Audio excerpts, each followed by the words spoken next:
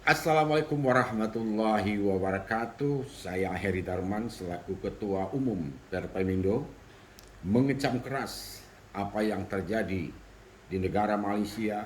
Telah terjadi penembakan terhadap warga negara Indonesia yang menurut informasinya adalah satu meninggal dunia dan 4 lagi dalam keadaan luka-luka. Nah, kalau kami berpandangan ataupun melihat kejadian yang terjadi di perairan Malaysia, yang tepatnya di kota Selangor, nah tentu kita harus melihat secara jernih dan secara berpikiran yang positif.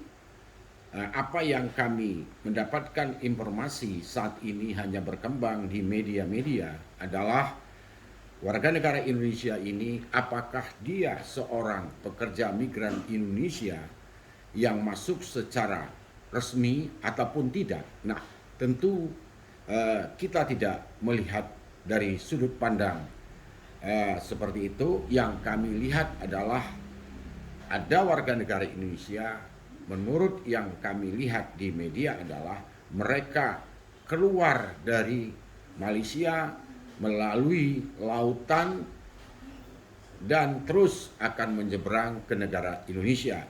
Nah, tentu kita harus melihat dari sisi undang-undang. Mungkin undang-undang yang ada di Malaysia, pertama undang-undang keimigrasian. Nah, tentu setiap warga negara Indonesia manapun yang masuk tanpa dokumen tentu mengacu kepada undang-undang keimigrasian.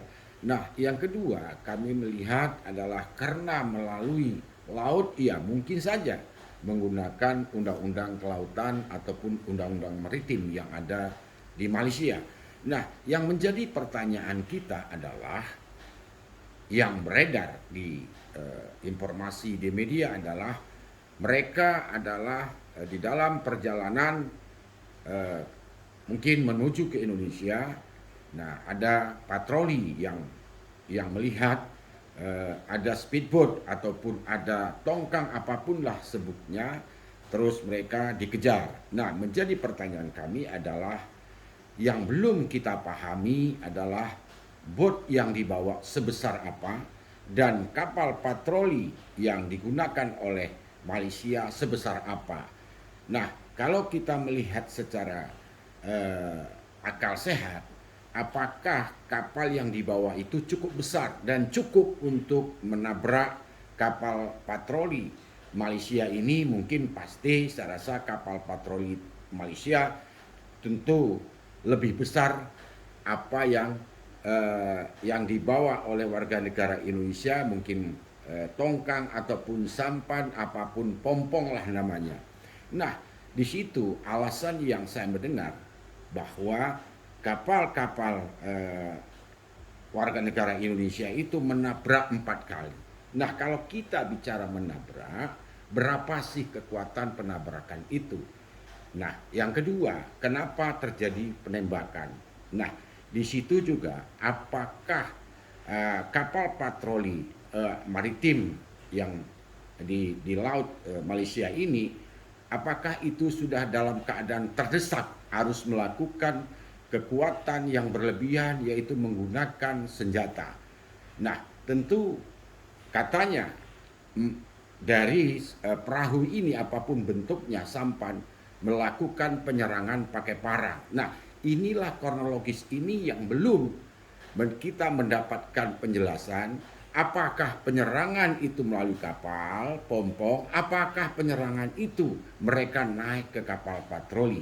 Nah, disinilah yang kita harus menyelidiki tentu oleh pemerintah Indonesia agar kronologis kejadian itu jelas dan kita jangan sampai ada rekayasa, karena ini sudah terjadi penghilangan nyawa. Apakah ini dengan kekuatan yang berlebihan ataupun SOP standar operasional yang dilakukan oleh penjaga pantai apapun bentuknya, apakah patroli di situ. Nah, tentu kita harus melihat kronologis yang sesungguhnya. Mungkin dari pemerintah Indonesia karena di situ berkembang katanya ada 26 orang yang kita dapat informasi, ataupun 15 orang ataupun berapapun, karena itu dari pemerintah Indonesia tentu melalui KBRI yang ada di Kuala Lumpur ataupun Kementerian Luar Negeri ataupun BP2MI tentu harus mencari informasi kepada yang masih hidup. Ada 4 katanya yang tertembak, mungkin bisa digali informasi yang sesungguhnya ataupun yang masih tidak tertembak. Nah, tentu harus menggali secara dalam agar apa? Agar kejadian ini bisa terang menerang apakah yang dilakukan oleh polisi di Raja Malaysia, apakah sudah melakukan peringatan ataupun arahan sebelum melakukan penembakan. Apa mungkin secara kita melihat ini bahwa itu yang belum kita temui. Bagaimana katanya ada 4 orang yang melakukan membawa parang ini, apakah dia meloncat ke kapal patroli yang digunakan oleh pihak Malaysia atau bagaimana. Nah, disinilah harus kita kupas kronologis dari awal.